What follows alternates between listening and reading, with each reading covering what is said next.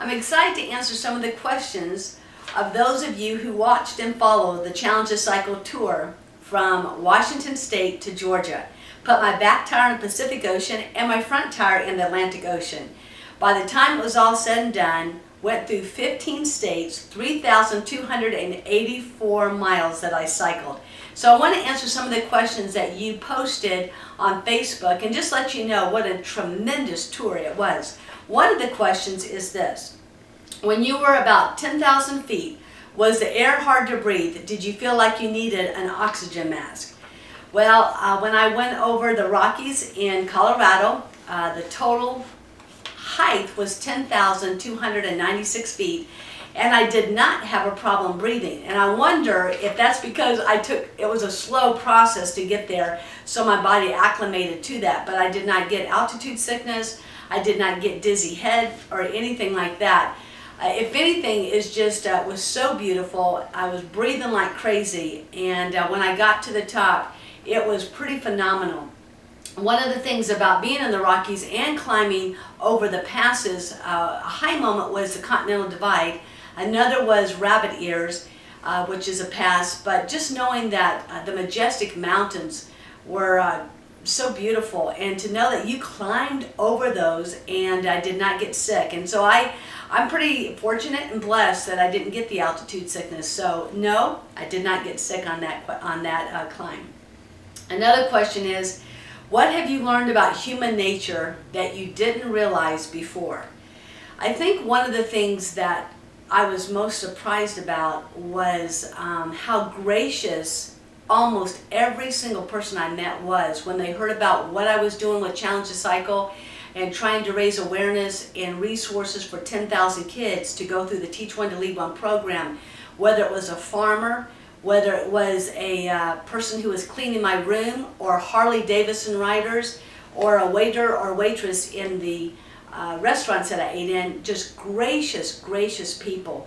And I knew that Americans were wonderful people, but I thought in a 2-month period you'd find some people that weren't very friendly or might even be rude, but I did not find one. And so I think the thing I learned about human nature is we ultimately do want to be part of something bigger than ourselves, and we want to help kids who can't help themselves. So that's one of the things I was encouraged by, and pretty surprised that I didn't meet any rude attitudes or have any bad gestures or catcalls while I was riding.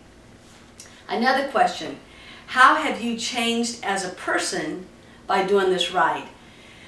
Whew. I do know that I have changed. I know that I'll never be the same as a result of cycling that long of a route. But the way that I've changed the most, and probably the fact that has come to me so clearly, is a little thing done consistently over a period of time can accomplish great things. One pedal, and you do that over and over and over again, can quite literally get a 52-year-old woman who is not an athlete across a continent. And so how I've changed as a person, it's been encouraging to know that the little things that we do that might be a positive habit, that sometimes we wonder, is it really making a difference? If we do it consistently over a long period of time, we can just about accomplish any goal that we want to accomplish. And so that's been affirmed in me and encouraging. And so if I've changed it in any way, it is the power of consistent daily actions over a period of time can do a great thing.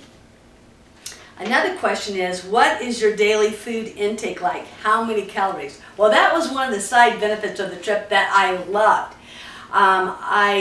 I figure I burned up anywhere between 6,000 to 8,000 calories a day, and with the amount of climbing and the amount of sweat that you lose when it came to the evening meal, it was pretty nice for this window of time in my life to be able to eat anything I wanted.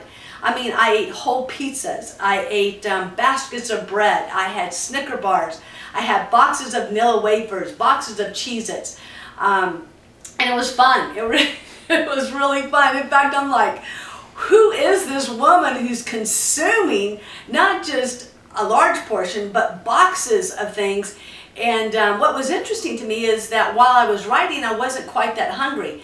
But at night, after a period of rest between the time I stopped and the time I got to the restaurant, that hunger came out like a wolf. And it was pretty fun. Now that I'm home, reality is hit, and I'm going to have to scale back a little bit. But that was wonderful. I enjoyed that a lot.